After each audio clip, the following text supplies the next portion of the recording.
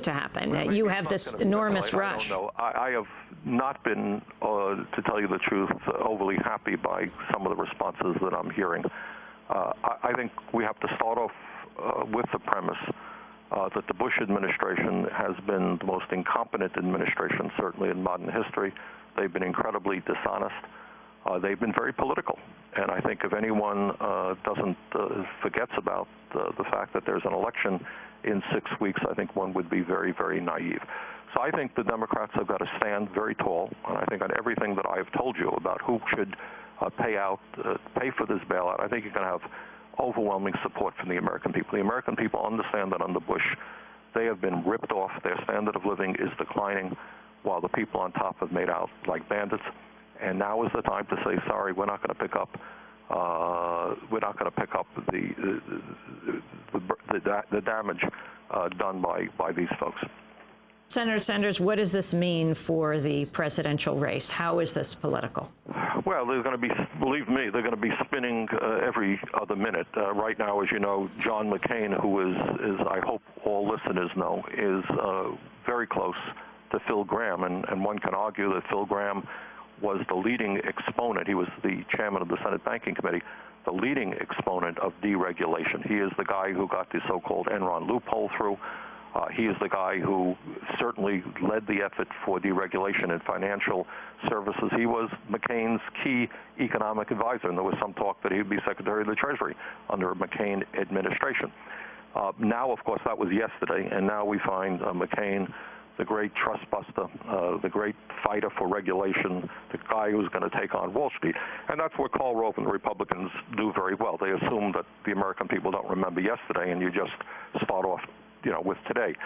I hope that the Democrats do a good job in exposing that. I think Obama is getting that word out.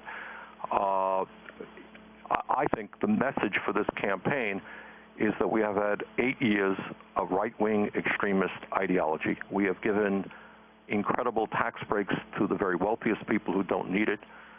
We have worked aggressively, and Bush and McCain are working on it today, for unfettered free trade, which has meant the loss of millions of good-paying jobs. We have done an enormous amount of deregulation so that you can end up in the situation we're in today. And that's obviously McCain's philosophy. And if the American people understand that, and they understand what a disaster Bush's policies have been, it would seem to me that Obama should win with a very comfortable vote. One of the other things that the administration has done is it's now extending insurance to money market funds of Wall Street firms, especially in retirement accounts, when previously the government was only insuring bank deposits. Do you support this as well? Well, do I support what the Bush administration is proposing? No, I don't. There's going to be a lot of work that has to be done in a very short while. I am certainly not going to be supporting anything close to what the Bush administration has brought down. Amy, with that, I'm afraid I'm going to have to run. Well, I thank you for being with us. My pleasure. Independent Senator of Vermont, Bernie Sanders, will be one of those voting on this legislation. Robert Scheer, I want to go back to you. What does this mean for the future of American capitalism? Well, I think Senator Sanders made a very important point. That, Barack Obama, back in March at Cooper Union, Robert Rubin, who's now unfortunately close to the campaign, in January of this year, he's the guy who in the Clinton administration pushed through the Financial Services Modernization Act, allowing this madness.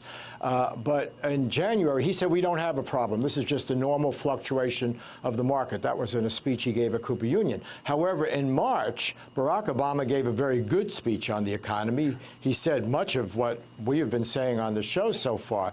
Unfortunately, he lost that voice temporarily, and these people like Summers and Rubin moved over to his campaign. So I think if Barack Obama can recover his populist voice that got him where he so far in the primaries, I think this should be a runaway. I mean, it's unbelievable that the American people would want 4 more years of this madness. I would point out, you've asked a question about covering foreign banks. One of those foreign banks, UBS, Swiss base, is where Phil Gramm works. He was rewarded after being head of the banking committee, pushing through this deregulation. His wife, Wendy Graham, went to work for Enron, was on their audit committee. Runs a big institute for deregulation that the big corporations put a lot of money into. Phil Graham went to work for UBS, a foreign-based banking conglomerate, and now they want to extend this coverage to those banks. These people have no shame. I think it's time, as I said before, to really talk about criminal investigation. They have defrauded the American people, and they changed the laws. You know, the old folk song, Woody Guthrie, I guess, you know, some will rob you with a gun and others with a fountain pen.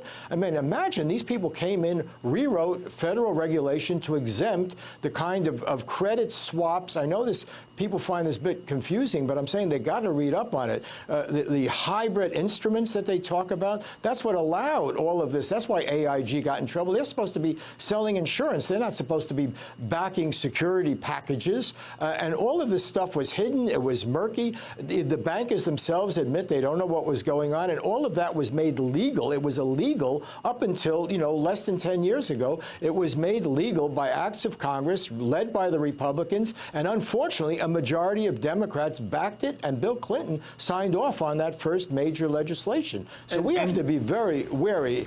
Yeah. Well, Bob Scheer, the amazing irony now is, as we read in some of the papers today, that the very firms that were involved in creating this crisis are now lining up in Washington to be able to become managers in case the federal government buys up this debt, and then it needs to manage how it will get rid of the debt, so that the very firms are now lining up to become the money managers of the distressed debt that the government buys. Right. What you've got here is really the end of the Reagan Revolution. And I hate to bring up the bad F word, but, you know, there is a model for this, and Mussolini had it in Italy, and it's called fascism. It's where your big corporate interests throw in with government, destroy the freedom of the rest of the people, and preserve their power. Everybody forgets private corporations and banks did quite well, made out quite well in Italy and Germany in those days, you know.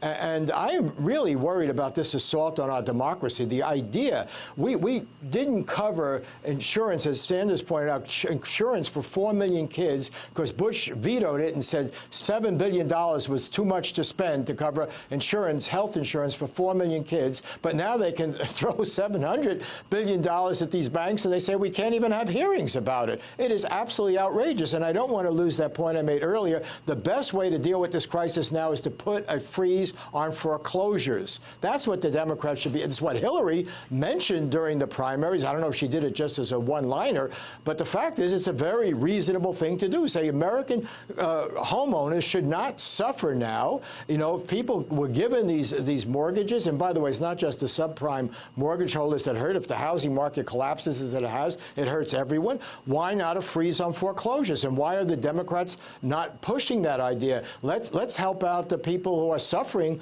you know, and the working people, middle-class people, poor people who have these homes. It's their whole asset, instead of worrying about saving Goldman Sachs and saving Citigroup. And it's amazing to me that a guy like Paulson could have been head of Goldman Sachs. He knew this was all going on. Robert Rubin was head of Goldman Sachs. They go into the government, and now they're going to bail out their former companies, and we have to pay for it. I mean, it's outrageous. Dean Baker, you're the head of Center for Economic and Policy Research. It's based in Washington, D.C. The climate right now, I mean, watching the Sunday talk shows, there was this clear sense that if this is not accomplished in the next few days, that you know, it's like before the invasion of Iraq. We can be hit by a weapon of mass destruction is basically the idea. And this is about not saving Wall Street, but saving the American people. That was the message that was put out immediately yesterday. Well, I want to walk a line here. I mean, there is a point. The system of payments stopped working last week. If that happened, we would have to, like, go to buy our groceries with gold.